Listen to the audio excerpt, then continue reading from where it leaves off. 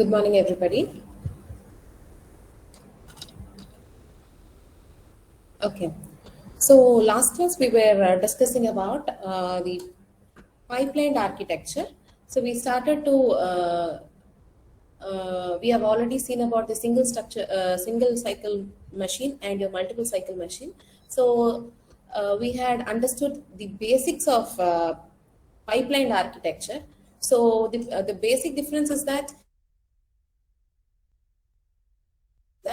so after all your four stages of your instruction, that is your fetch, decode, execution and write back, so upon completion of one complete instruction, then only your next instruction starts to execute.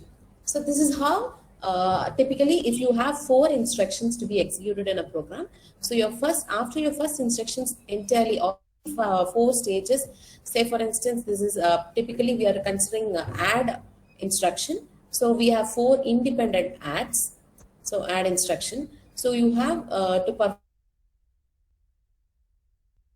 and write back to the memory. So this is the four stages to execute this single AND instructions. So first the AND is executed, and completion of all the four stages, now you have the next independent add instruction being executed. So this is looking into the time zone for completion of four independent ANDs.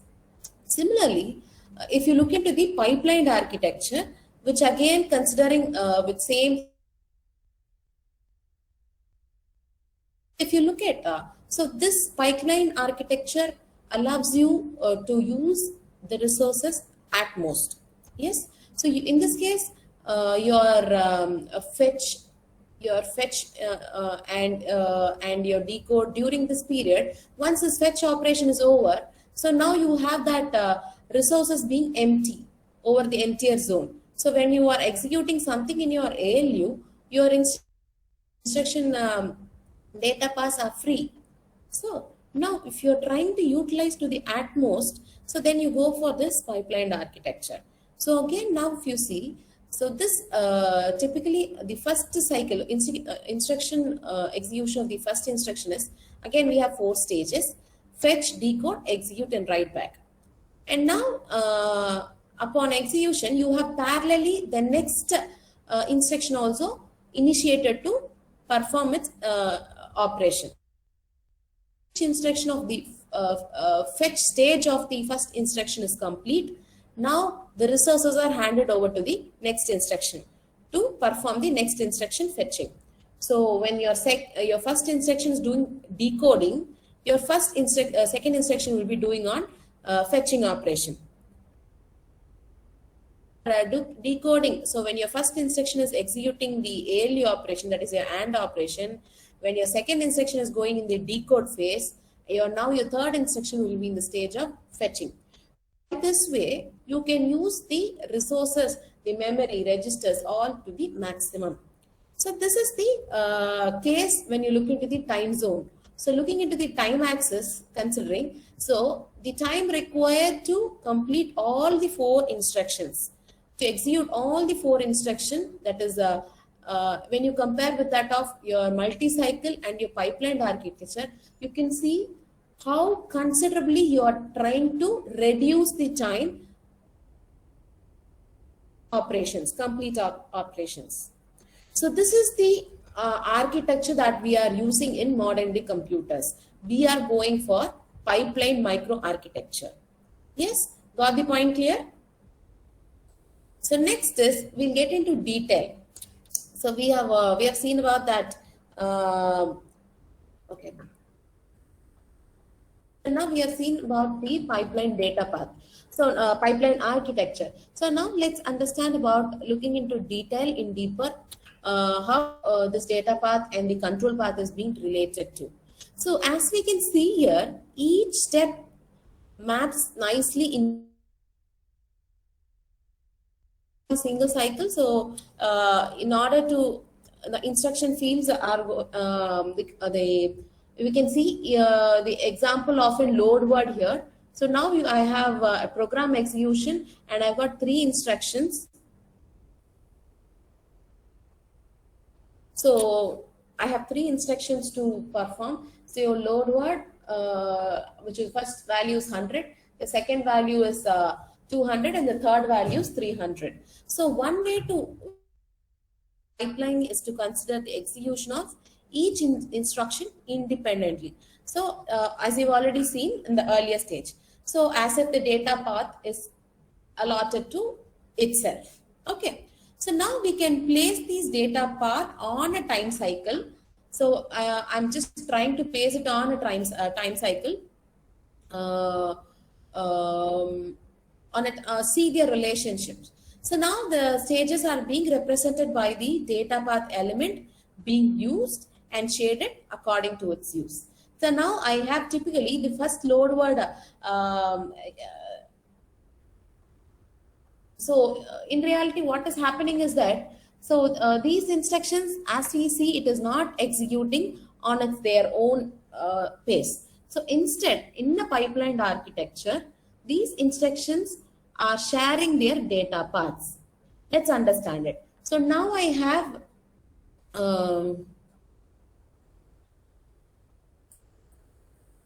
now I have the load word instruction. So it is in order to come load word, it is split up into 5 stages. So first is instruction memory, then you have the register or instruction decode, then you have the execution, then write the memory, now execute the instruction and write back to the instruction.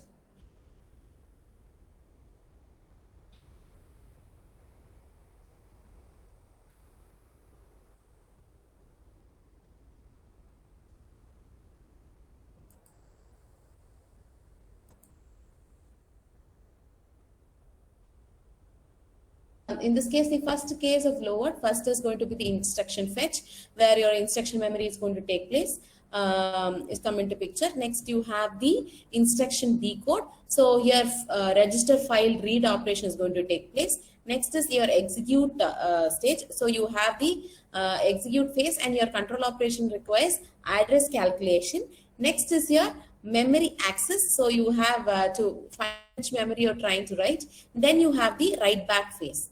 So writing back the values into the registers. So this is how. So if you look at this, if it is shaded in the right hand side, then it is just a read operation taking place. So if it is shaded in the left hand side, then it is write back operation taking place. Okay, that is the illustration of this. So in this first case, it is instruction read. What is the instruction read? So you have to read the address, read the values. In this case, when you are trying to, the instruction that you're trying to execute is only read. So wherein your later part of your instruction execution, you have the shaded portion being in the right hand side of the box. So which means that you are trying to write. Okay, so that is how your shaded portions are identified or understood. So let's understand. So this is a pipelined architecture. So when you're when your first instruction load, which is loading the value 100 to your register, your target register, there in that case, first in the cycle 1, clock cycle 1, instruction memory or instruction fetch is taking place. In the second, in your second cycle, what happens is that your instruction decode of your first instruction and your instruction fetch of your second instruction is taking place. So by this, what is the nature of pipelining? So if you look into the depth of pipelining, so depth is the case, what is the maximum number of resources being used in particular cycle. So if you see maximum, we have 3 operations done in a particular clock cycle. So the depth of operation is 3 in this case. So the instruction uses the instruction, the first instruction is going to use the memory in the instruction fetch stage in cycle 1, and if you look into the cycle 2, the second instruction is using the instruction memory for its own instruction fetch stage, and for this to work, we need to add some registers to store the data between the the data is just has to be moved. So we need some pipelining registers in order to store the values or data between the cycles. So that is the ideology.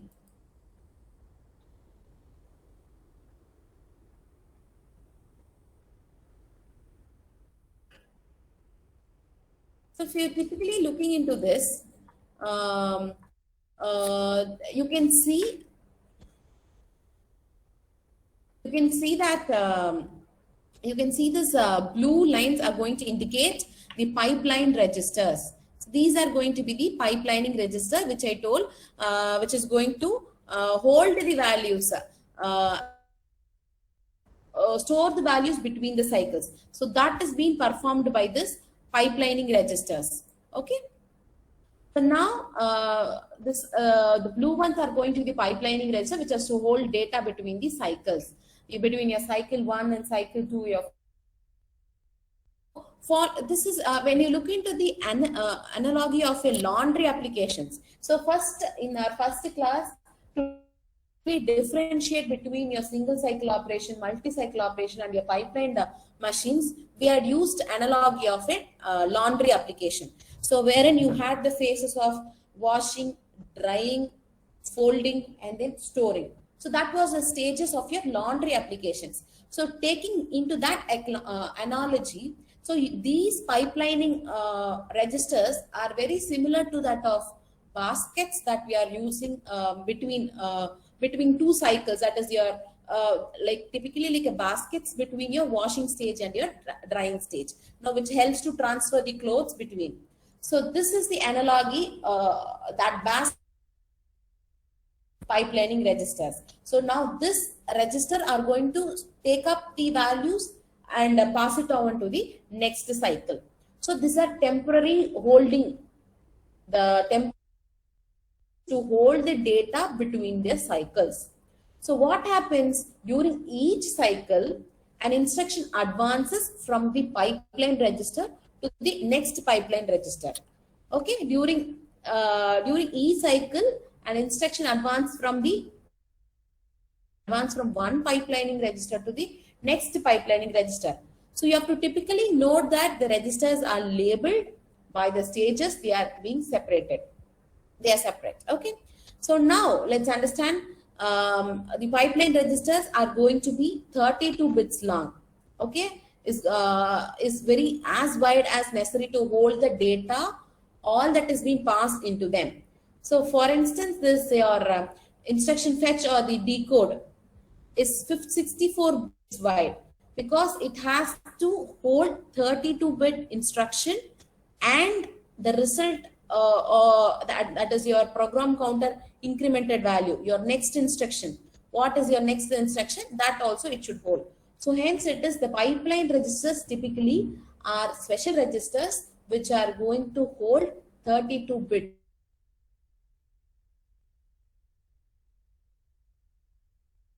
And operation, or what is the operation? The current instruction and the 32-bit address of the next instruction. So it's typically a 64-byte long. Yes.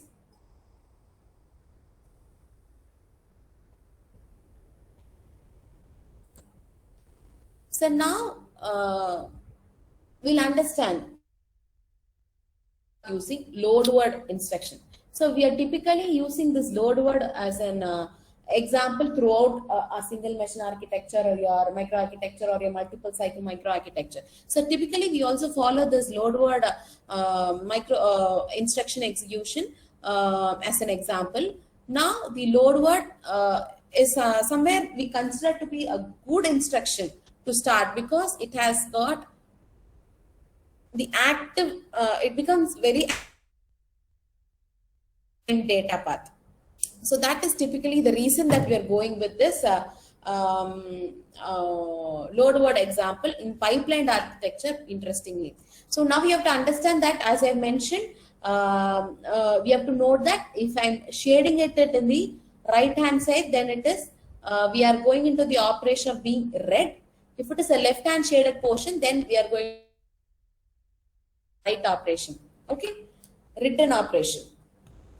So now this is the opcode, the instruction that is load word, so your target register, then the immediate value from your source register. Okay, so this is your excuse me. So this is the instruction that we are trying to execute. So the load word instruction adds the immediate contents to that of your source register to obtain the address in the memory whose contents are returned into your written back to your target register. So your immediate loading of the values from your source register, immediate value to your target register. So this is the concept here. So now we'll go to the first stage. So this is typically the first stage. We are splitting up into stages. So this is the instruction fetch stage. So if you look into the instruction fetch stage, so until this it is going to be instruction fetch. So this instruction fetch is what it is doing is that instruction fetch is read from the memory. So using the contents. So now my program counter will tell you what is the address instruction, what is the address of the current instruction. So based on that, it is going to the instruction memory, and instruction is read from the memory using the contents of your program counter. Okay, it is being placed in the IF or ID, that is the instruction fetch or instruction decode register. So this is the pipeline register. Okay, next this is that the program counter is incremented. So we don't know what the instruction, what is the instruction, how many stages it has got. But then typically once the first operation is done, at this point itself, it also doing, it does the program counter increment operation also. Now once the address is passed, soon immediately also the program counter is incremented by 4. Okay, so now PC address is incremented by 4 using this ALU operation. Value of 4 is being added, so in order to point to the next instruction address. So and then it is and it is again, after adding, it is again written back to your program counter register, which is your here. Okay, so this is the all things that is happening in your first stage, that is your instruction fetch stage.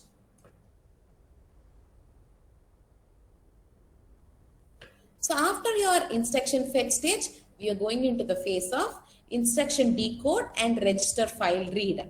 So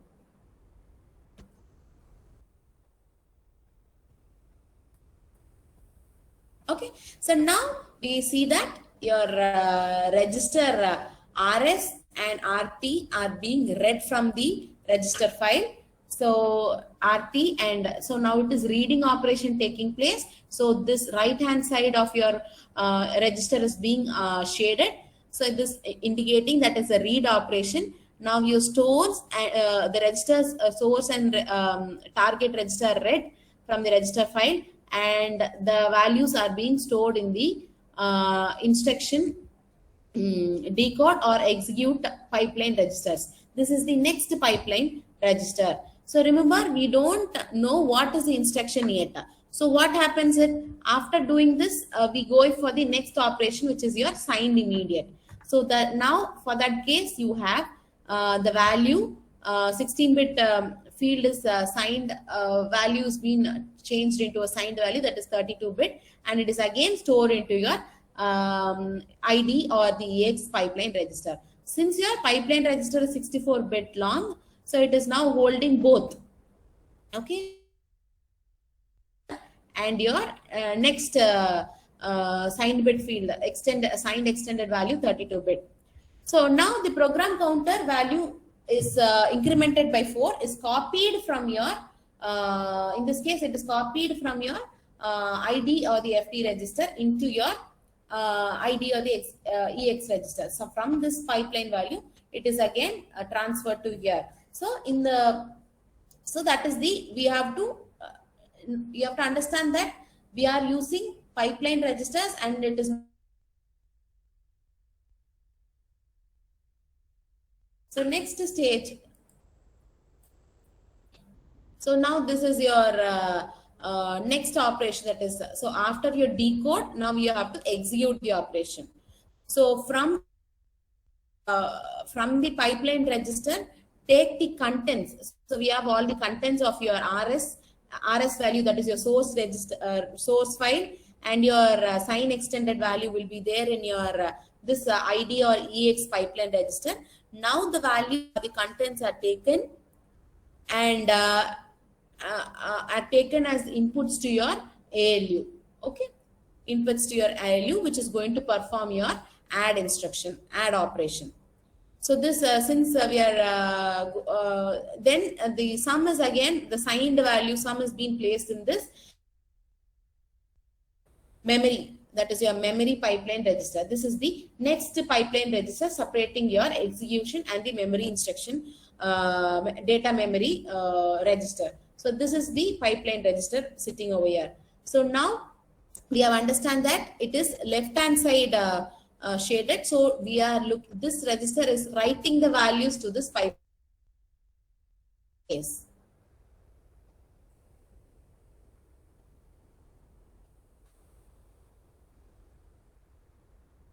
So now is the next stage is memory access. So when you are looking into this instruction, it is memory access. So the values which are written over here are read. So and it is being written back. Okay. So let's take the address that is being stored in your pipeline register. So take out that address and use it to access the data from that memory. So now the data next pipeline register, which is your memory bar write back register. So just it is writing the value, the data, and it is stored, and it is whole. And the data is being stored in the pipeline register. So this is the next stage.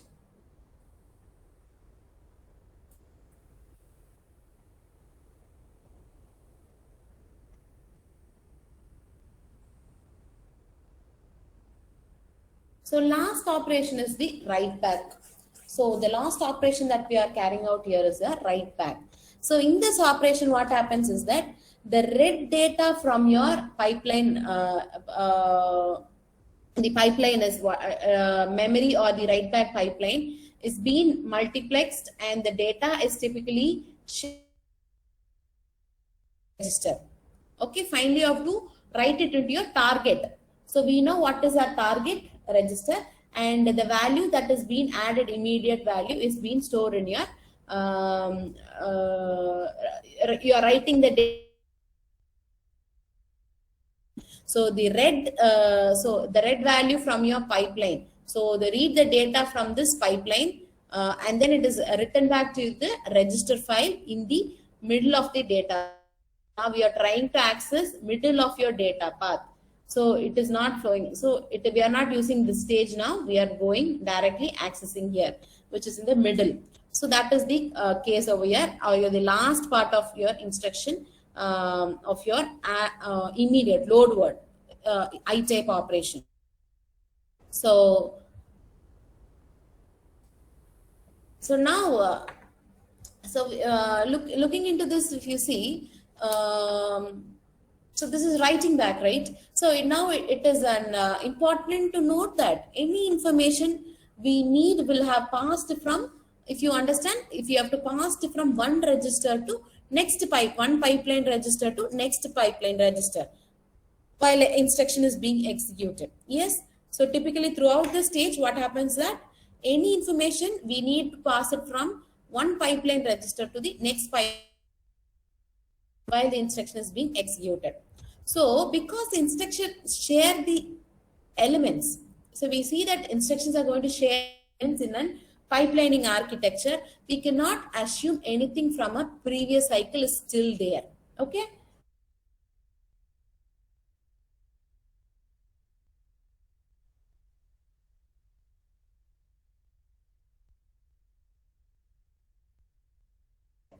So how does write back stage know this register is going to write to your ID?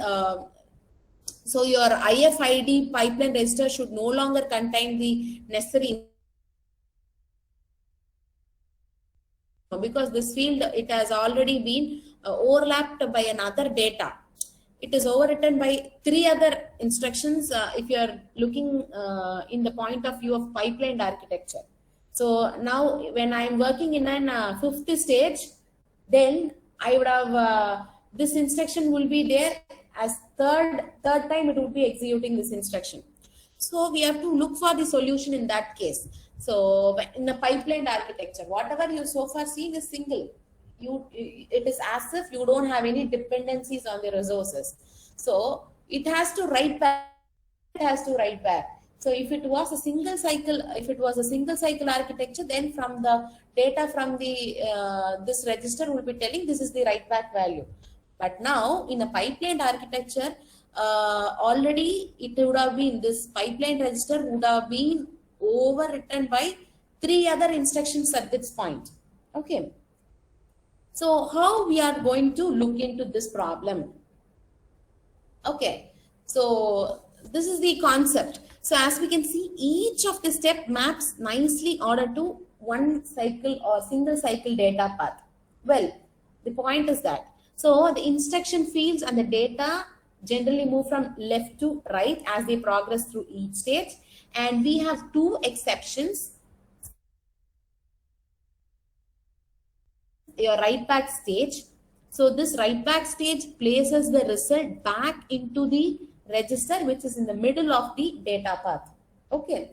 So that data path, so that pipeline register, which is previous to that IF pipeline register, will hold some other value. So that now this point is going to lead to a data hazard in pipelining architecture. So next thing, so the selection of the next value of the program counter either is incremented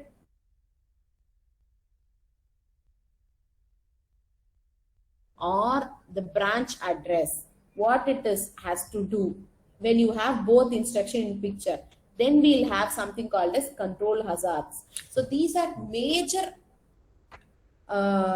pitfalls in this pipelining architecture. And what are the solution to it, we'll see. So before that, we'll understand this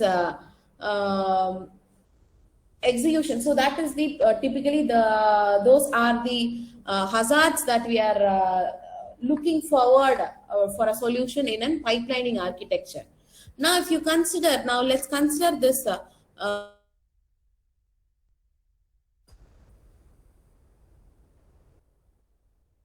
now we'll consider executing this 5 instructions in the sequence. So we'll understand how this is going to work on in a pipelining architecture. In this register file 10, then I'm going to subtract operation. I'm going to do subtract operation. So from to source register, I'm going to write it to your target register. Then I'm going to perform addition operation, and load word operation is taking place. Then I have adding operations. So now we have to understand this, the fact that we don't have any data hazard since no instruction depends on data from the previous instruction.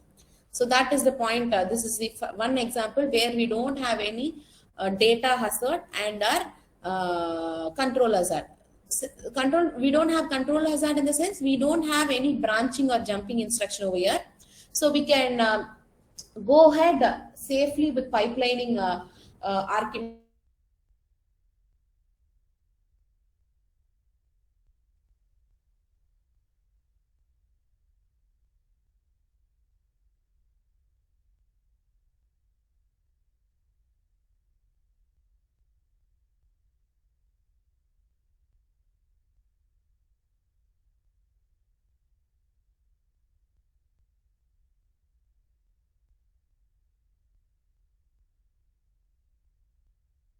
Paths used in every instruction. Okay, so this is allows this typical is going flow is going to allow us to see which stage each instruction is executing in a given clock cycle. So now we have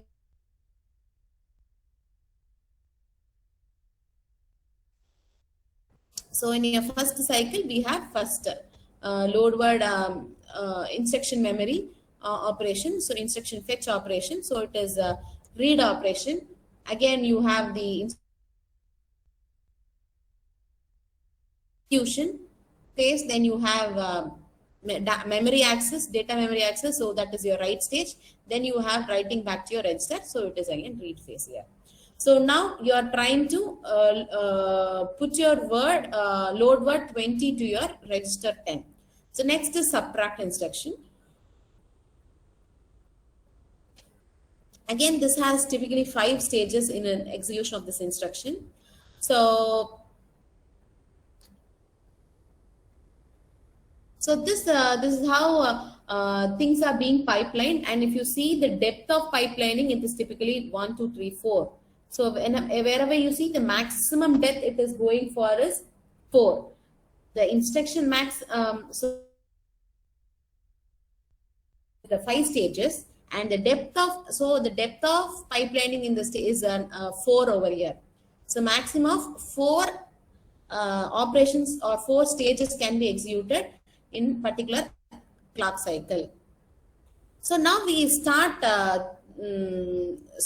writing into an timing diagram over here.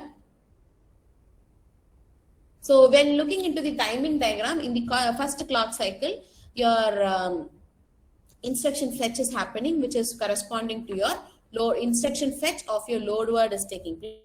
So next clock cycle, what happens, since we are working on a pipeline architecture, in the second clock cycle, we have the instruction decode happening of the load word and the instruction fetch of your subtract operation taking place.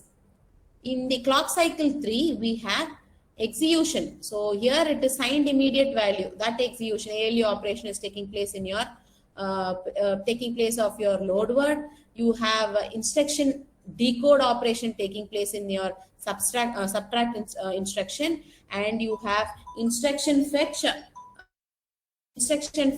operation instruction fetch happening in your AND operation. That is your third instruction. Okay, so this is how it is being pipelined. So at most it takes place to complete this whole program. We need 9 complete clock cycles, and to complete one instruction we need 5 clock cycles. Okay, this is the typical program execution of a pipeline architecture. Now let's see in this slide. We show you how single data path has been used by the 5 instruction at once. Okay, so for that, pick up this 5th cycle. So this 5th cycle is going to happen. So in this 5th cycle, in this 5th clock phase, what all is happening? So instruction, so you have the depth of instruction is maximum over here. Yes, if you see, so since the depth of instruction is maximum, so it is 5 instruction is taking place in this clock cycle 5. So taking this cycle into picture, we are going to represent the single data path for the 5 instruction. So this cycle is going to depict the cycle. So in this cycle, the first load word is something but load word operation, first instruction, the first load word is executing its write back, while the last add instruction is executing its instruction fetch. If you see, so the last instruction, that is your write back of your load word operation is taking place, and your instruction fetch of your last instruction is taking place. Okay, this is the happening over here. So if you see here in the first stage, which is your instruction fetch, it is fetching. So let's look into the program. So for first program you have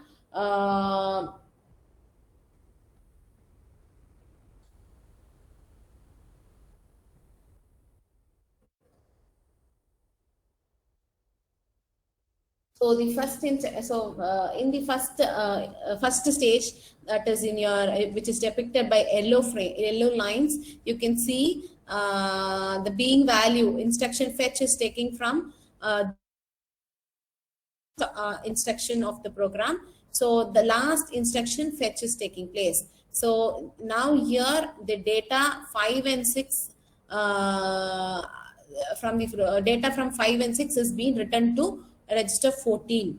Okay, so that is the point over here. So that is depicted here. Your instruction fetch and your increment of your program counter is taking place in this stage. Look into your second stage. So in your second stage, what would happen? We'll have, so let's understand, in the second stage, you will have the instruction decode of your load word should happen. So if you have the instruction decode of your load word is happening. Yes.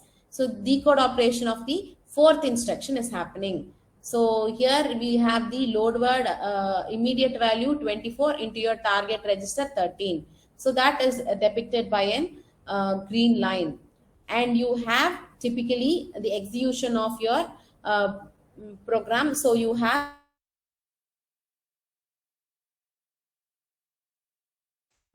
the values of 3 and 4 into and store it in 12th register, your target register. So that is happening here. So your ALU into execution, ALU into operation in this phase. So it is going to take the signed value. So in this case, it is not this. It is not immediate address. So you don't have the signed word value. So the mux is going to select 0. So in this case, it is taking the values, both the values, data from your register. So that is being passed out. And the first value is directly taken. Second value is taken through mux.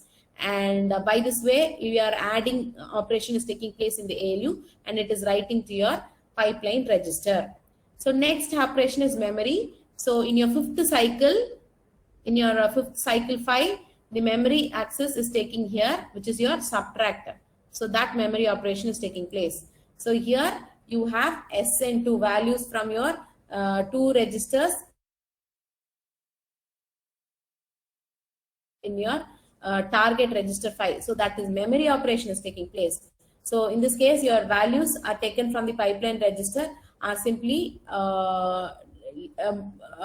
after the results are being stored into your memory or the write back register, because you have to write back the value. And this, the last phase is write back. Your first load word instruction, last stage. So your first instruction, last stage, write back is being is the operation taking out in your CC5. So when you look into this, you have write back operation of your fifth stage. So which is your write back, your computed value, signed value should have been written in your register. So that is happening over here. Yes. So the register write and the data write both are written. So this is one complete pipeline architecture execution of this. This cycle we have seen. If you want, we can see what is happening in each cycle also. So if that is required, that also we can see in detail. So typically I have taken this clock cycle 5 because all the stages are being active in this stage. Your instruction fetch, decode, execution, data access, and write back. All the stages, which stage is operated, belonging to which instruction is being under operation in this fifth cycle we have seen here. Okay. So now if required, we can see the happening and understand how things are working out. Yes.